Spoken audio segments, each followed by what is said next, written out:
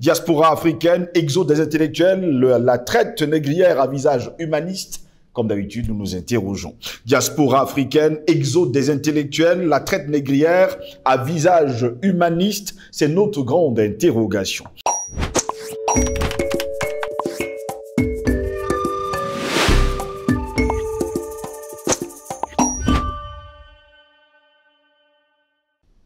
Mesdames, Messieurs, bonjour, très heureux de vous retrouver sur Panafricaniste TV, la chaîne de télévision des panafricanistes. C'est votre chaîne de télévision qui vous apporte le meilleur de l'information sur un plateau d'or. Pour l'heure, nous sommes encore sur les plateformes numériques, YouTube, Facebook, Instagram et TikTok. Vous n'avez qu'à liker nos pages et partager au plus grand nombre pour que Panafricaniste TV soit connu par le monde. Bienvenue à toutes et à tous à cette autre édition de Parole panafricaniste. Vous connaissez déjà le principe de l'émission. Après plusieurs décennies où les diplômés, toutes filières confondues, obtiennent un emploi après leurs études, eh bien, le plein emploi a donné des signes d'essoufflement dans les années 1980 et atteint ses limites en 1990 avec la crise économique. La dégression des personnels d'État par l'incitation à la retraite anticipée et le gel des recrutements a entraîné la sédentarisation des étudiants en formation dans le pays d'études ou leur émigration vers d'autres pays. Selon l'UNESCO, en 2008, plus de 30 000 Africains titulaires d'un diplôme de 3e cycle universitaire vivraient hors du continent et 25 000 boursiers venus faire leurs études dans l'Union européenne n'ont pas regagné leur pays natal. Cette hémorragie des ressources humaines interpelle politiques et scientifiques dans un environnement international de mobilité des cerveaux et d'émergence de la société de la connaissance. Eh bien, les définitions de texte des cerveaux sont souvent contradictoires et de tonalités différentes pour des politiques, des économistes, des chercheurs de leur pays de départ ou de résidence. Eh bien, ce drainage des cerveaux, brain drain, recouvre la perte du personnel hautement qualifié lié au départ d'un pays vers un autre. Ce phénomène, il faut le dire, remonte déjà aux années 1950 et au départ des scientifiques et ingénieurs britanniques vers les États-Unis d'Amérique. Depuis, il désigne les migrations scientifiques de l'Europe vers l'Amérique du Sud, vers le nord de l'Europe ou encore vers l'Europe de l'Est. Si la fuite des cerveaux désigne la soustraction discrète de quelques intellectuels d'un environnement professionnel où leur présence profite à ceux qui les courtisent, l'exode des cerveaux africains renvoie au départ massif des cadres vers des pays où, sans être invités ni vivement recherchés, ils espèrent un mieux-être. Ces départs, sur le regard impuissant des pays d'origine et parfois avec leur accord tacite, se confondent avec l'immigration. Et les débats qui l'accompagnent portent leur intégration professionnelle des migrants dans divers secteurs, y compris ceux délaissés par les nationaux sur leur situation administrative, donc sans papier, sociale, professionnelle et bien sûr dans divers secteurs. Droit du sol, droit au sang, au culturel, assimilation ou accommodation. Les termes exode et non-exode qualifient ici la situation de départ ou non des intellectuels des pays africains et surtout des pays du Sud vers ceux du Nord. De même, appel et non-appel désignent la recherche ou non de cerveau et étrangers par les pays du Nord. Ce tableau résume justement la typologie des lectures de l'exode des cerveaux. Voilà pourquoi nous nous interrogeons aujourd'hui. Diasporas africaines, exode des intellectuels, la traite négrière à visage humaniste. En tout cas, nous nous interrogeons encore ce matin. Et pour répondre à nos questions, nous sommes avec Albert Anatola ici. Il est directeur de publication du journal Le Cactus et journaliste d'investigation. Lui qui nous parlera justement de ce sujet dont il a fait plusieurs recherches. Albert Anatola ici, bonjour, bienvenue à vous. Bonjour à vous, Steve Joselangos. J'espère que le week-end a été. Je dis bonjour à vos techniciens qui font un travail formidable. La preuve, c'est que nous avons des millions de vues, n'est-ce pas, sur les différentes plateformes numériques. Nous avons des contributions qui sont positives et productives. Et je dis bonjour à vos millions de téléspectatrices et de téléspectateurs de Panafricaniste TV. Cette chaîne qui sera, si Dieu le veut, visible dans quelques semaines dans le ménage. Comme je l'ai dit, je vais commencer par mon coup de gueule habituel. Nous avons vraiment pensé et cru, peut-être naïvement, que l'Afrique, le continent africain, était l'apanage de la corruption, que le continent noir était l'apanage des coups d'État. Malheureusement et heureusement pour nous les panafricanistes, nous avons été avant-gardistes et nous avons commencé à déconstruire justement ces narratifs, cette façon de présenter le continent africain. Dans le contexte qui nous intéresse, aujourd'hui, vous avez le Parlement européen, qui est en ébullition pour les faits de corruption du Qatar. À côté, vous avez ces médias-là qui nous polluent, n'est-ce pas, les oreilles à longueur de journée, qui ont tous choisi la loi de Meta par rapport à la tentative de coup d'État du côté de l'Allemagne. Merci pour l'invitation.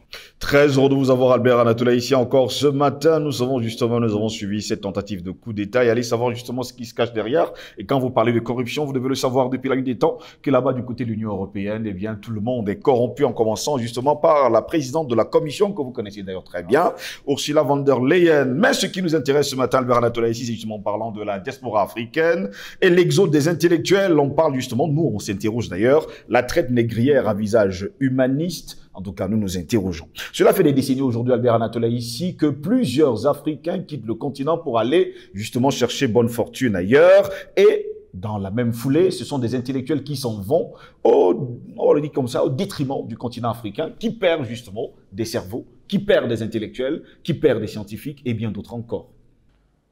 Je pense que le questionnement me paraît approprié. C'est-à-dire, s'agit-il d'une traite négrière à visage humaniste? Souvenez-vous, au XVIIe, XVIIIe, XIXe siècle, c'était la période de la traite négrière. Nous connaissons ce génocide qui a été le fait à la fois la traite arabo-musulmane et surtout la traite occidentale européenne. Donc nous connaissons ce que ça a causé comme dégâts à la fois humains, culturels, sur le continent noir.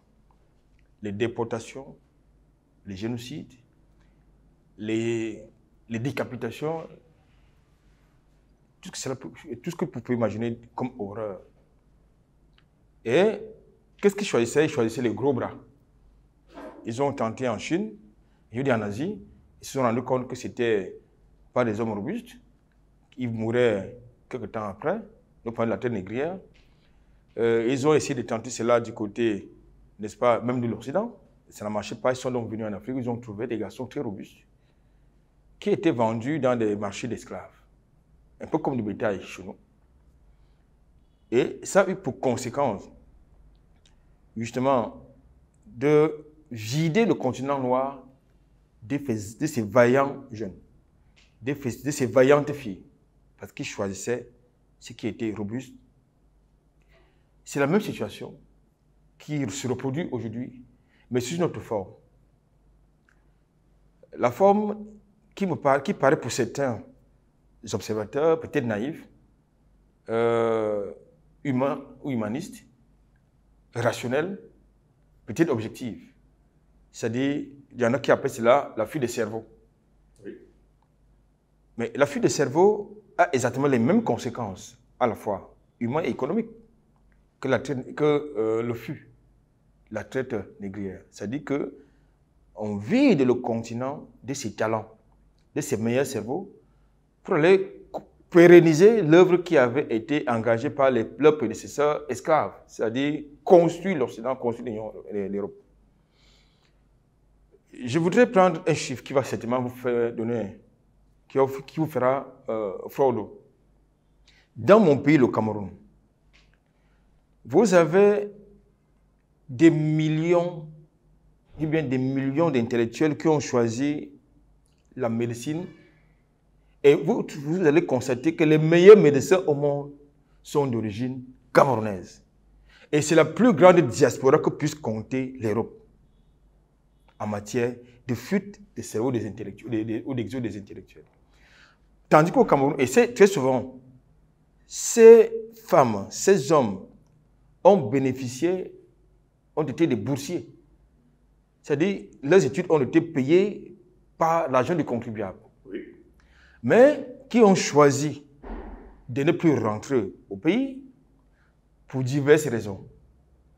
Soit parce que au pays, il y a une crise des filières professionnelles, soit parce qu'il y a des mauvaises conditions salariales ou de mauvaises conditions de travail, en tout cas une mauvaise politique d'encadrement de ces jeunes-là qui sont formés, qui ont été formés ailleurs, aux frais du contribuable, et dont on a besoin, dont l'expertise, justement, pénalise le développement de l'Afrique et du Cameroun, puisqu'il prend le cas du Cameroun. C'est la même chose partout dans beaucoup de pays, pas seulement de l'espace francophone, mais partout dans les pays africains, vous avez la même chose, la même réalité, c'est-à-dire vous avez des enfants qui sont partis chercher fortune ailleurs, alors que leurs études ont été payées par l'État. Et ce sont, pour un pays, pour un État, un continent qui a des ambitions de se développer, de se projeter vers son émergence, je pense que c'est contre-productif. Ça exige donc quoi? Ça exige que nos dirigeants, qui, heureusement pour certains, sont des visionnaires, mettent en place des politiques incitatives au retour au bercail de cette jeunesse qui s'en va faire fortune ailleurs, qui va donner son expertise ailleurs. Nous en avons qui sont à la NASA, qui travaillent à la CIA, qui sont devenus même les espions contre leur propre, c'est-à-dire qui travaillent contre leur propre pays, leur propre patrie, Oui. qui sont devenus, je ne sais pas dans quel pays, je ne connais pas un Américain qui s'appelle, par exemple, Kamdem. Je ne connais pas un Français qui s'appelle Tchouaméni ou Mbappé. Un Français de souche. C'est la conséquence de cette saignée des talents africains. Et ça, nous ne pouvons pas condamner les choix de ses compatriotes. Parce que chacun a besoin de rêver, chacun a besoin de construire son avenir. Mais dès lors que vous avez dans votre pays des dirigeants qui n'ont aucun programme au profit de la jeunesse, surtout cette jeunesse qui est responsable et dynamique, c'est tout à fait légitime qu'on aille voir ailleurs. Tout à fait, qu'on aille voir ailleurs. Je vous poserai donc la question, Albert Adatola, ici, vous qui avez justement approfondi ce sujet. Est-ce à dire aujourd'hui que l'Occident, tel qu'on le voit aujourd'hui, tel qu'il est aujourd'hui, c'est grâce au continent noir et que ça n'a pas changé et que jusqu'à preuve de contraire, c'est toujours la même saignée qui se produit. C'est toujours, on va le dire comme ça, les cerveaux, les ingénieurs, les intellectuels qui s'en vont construire l'Occident au détriment du continent africain. Tout à l'heure, je vous ai pris l'exemple de la traite négrière. Oui. Pardon, l'esclavage. Ça a changé de visage, mais c'est la même situation qui se perpétue. Donc finalement, rien n'a changé. Rien n'a changé. Puisqu'ils sont partis sans partir. C'est-à-dire qu'ils sont partis, mais ils sont restés. Oui. Au travers des accords de coopération. Que lorsque certains pays occidentaux ont signé avec certains États africains. C'est là la rampe qui leur permet de perpétuer justement la saignée. Justement des ressources humaines. En plus des ressources naturelles que vous connaissez. Alors, je parle tout à l'heure, prenons le cas, prenez n'importe quelle équipe européenne. Prenez n'importe quel club européen. D'ailleurs, au cours de la Coupe du Monde qui s'est achevée ce dimanche, tous les pays qui étaient justement convoqués à cette Coupe du Monde de football, il y avait justement des Africains. D'ailleurs, on les a répertoriés. Voilà, soit les Africains, soit les Afro-descendants. Donc, toutes les équipes européennes, tous les clubs européens ont en leur sein utilisé les talents africains. Nous sommes dans le domaine du sport. Mais si nous allons dans le domaine scientifique, tout à l'heure, je vous ai parlé du cas de la NASA. Vous avez également des talents africains qui sont du côté de la NASA. Entre autres, hein, je peux multiplier des exemples comme ça. Lorsqu'on parle du complexe militaro-industriel, vous avez des compétences africaines, je parle de la compétence africaine noire qui s'y trouvent. Et ces gens-là, on leur refuse de retourner chez eux. Mais quand ils ont bien envie de venir passer les vacances, bien sûr, venir se ressourcer dans leur pays d'origine, on leur impose un agenda strict. Quelquefois, ils viennent avec garde du corps. Le docteur Simon de la NASA en sait quelque chose. Donc, ils sont comme ça. Nous connaissons le docteur Bekima, qui quelquefois il vient au Cameroun pour se ressourcer un peu. Et il est enseignant aux États-Unis, mais il a un agenda strict qu'il est imposé. Parce qu'il faut qu'il rentre, il faut pas que les talents. Il peut venir au Cameroun et ne plus avoir envie d'y retourner. C'est comme ça que ça fonctionne. Donc, c'est un problème. Donc, pour revenir à votre question, la saignée que nous avons connue, que nos ancêtres ont connue, que nous enseignent, que certains ouvrages nous enseignent, en ce qui concerne la traite des négrières, l'esclavage, se perpétue sous une autre forme. Aujourd'hui, vous avez certains pays qui vous ouvrent grandement leurs frontières pour l'immigration. Je parle par exemple du cas du Canada, n'est-ce pas, même du cas d'Italie, du cas de toute l'Europe vit de l'immigration. Qui a construit l'Europe? Qui a construit l'Occident?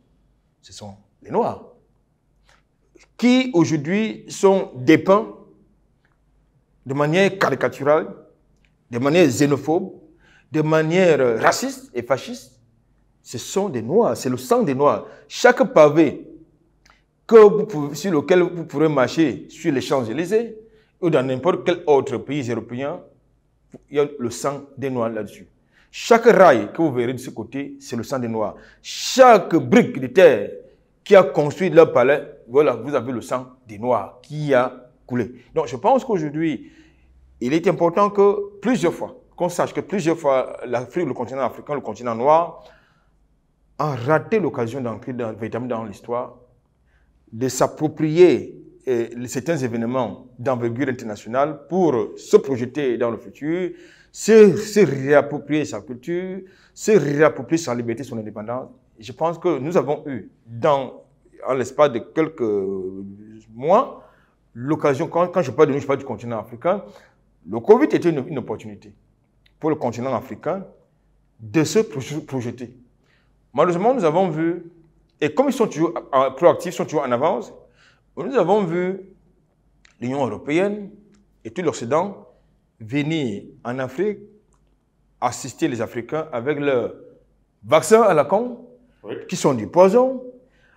Nous avons vu sur le continent africain très peu d'États s'engager dans des solutions endogènes dans le contexte de la crise sanitaire.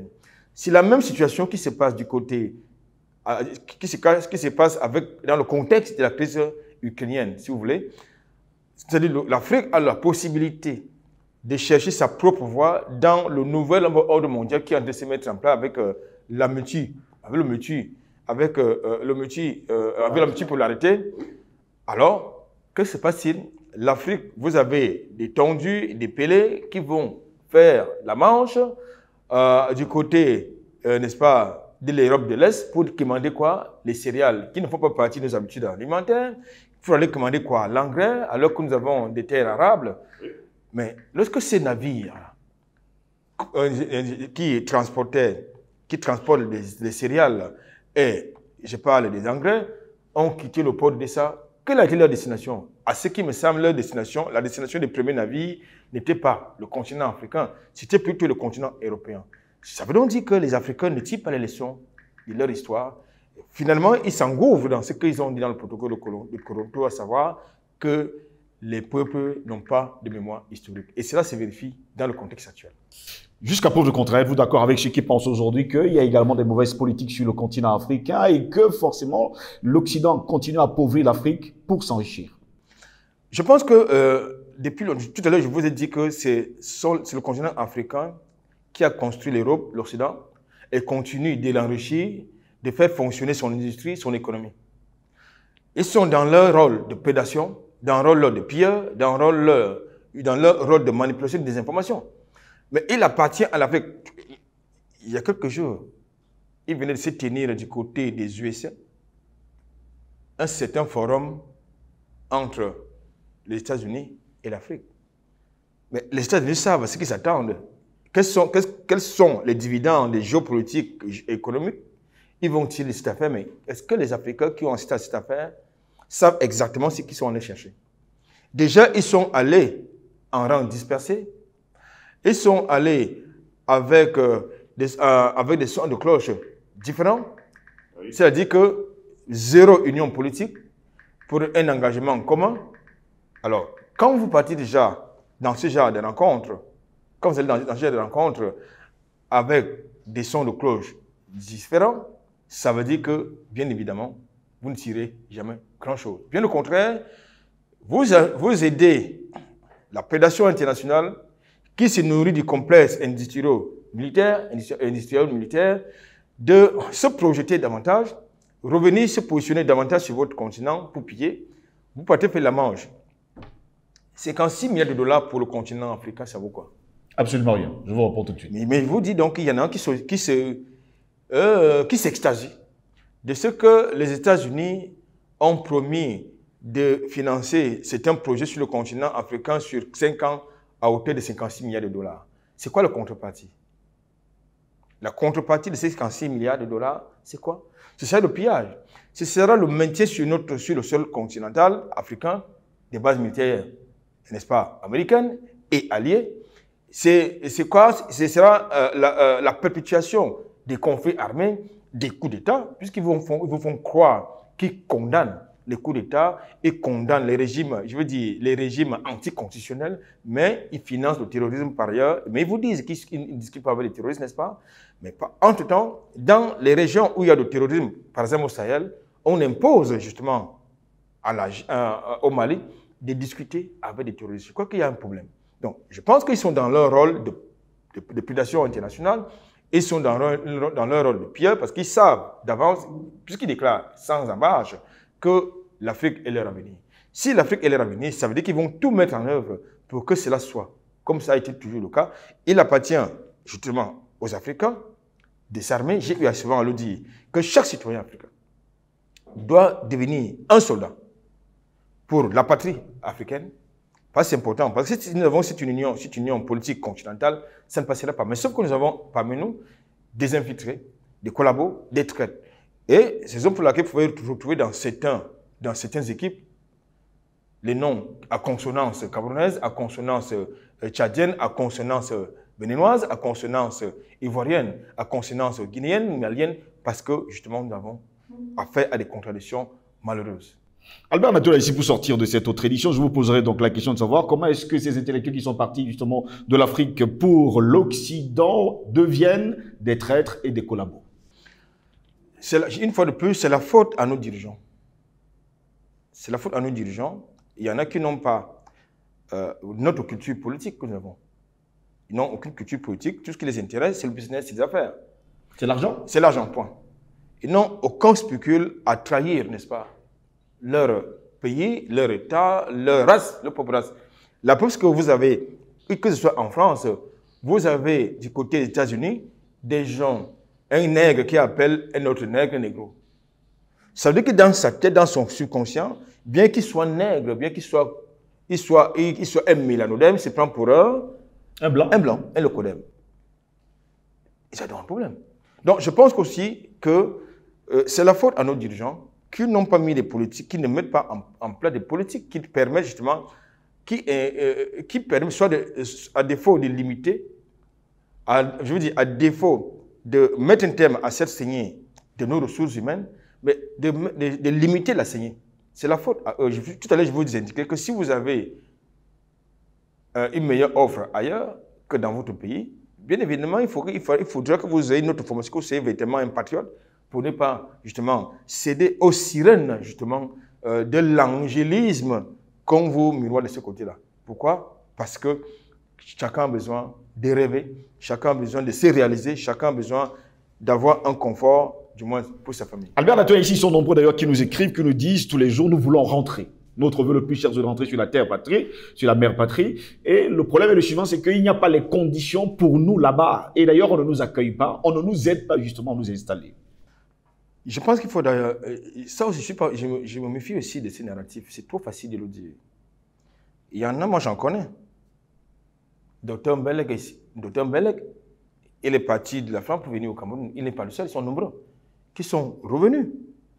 C'est-à-dire en dépit des mauvaises conditions, soit d'accueil, soit de resocialisation, si vous voulez, ou de réinsertion, ils ont compris que quand la mère patrie t'appelle, tu viens.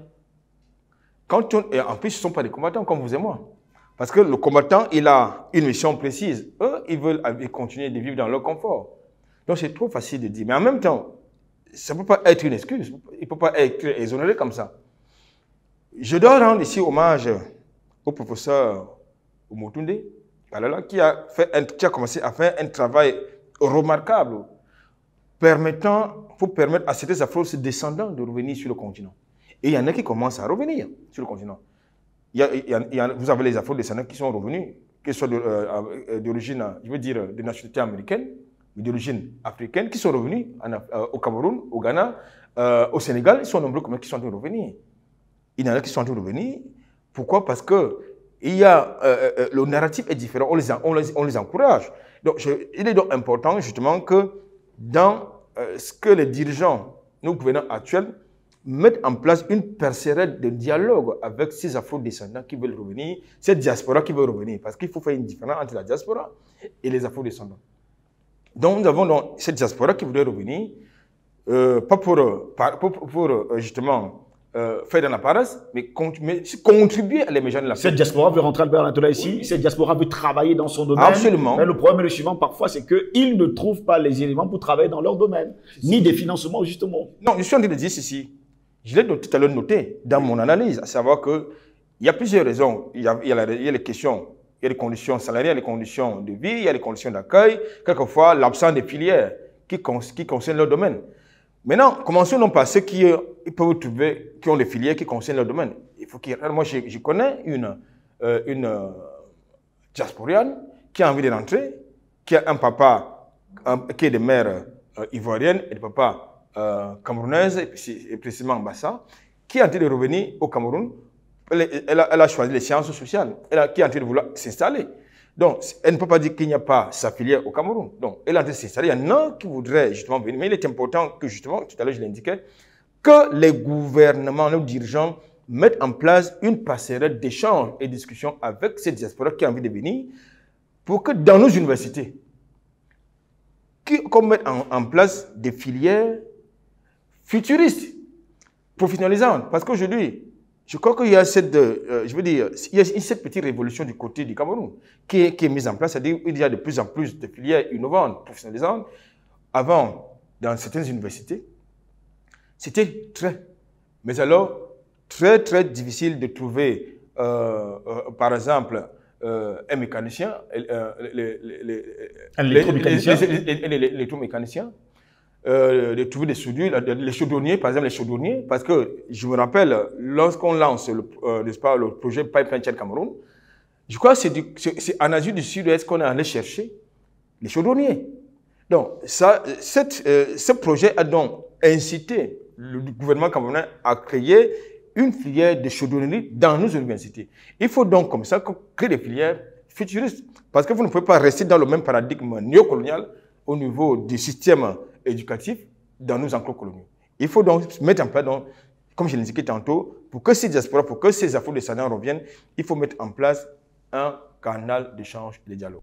Merci à vous Albert Lantola ici d'avoir été dans notre ce matin. C'est fait un plaisir. Mesdames, Messieurs, c'est ici que s'achève cette édition de Parole aux panafricanistes. Au plaisir de vous retrouver très prochainement. Passez une agréable journée.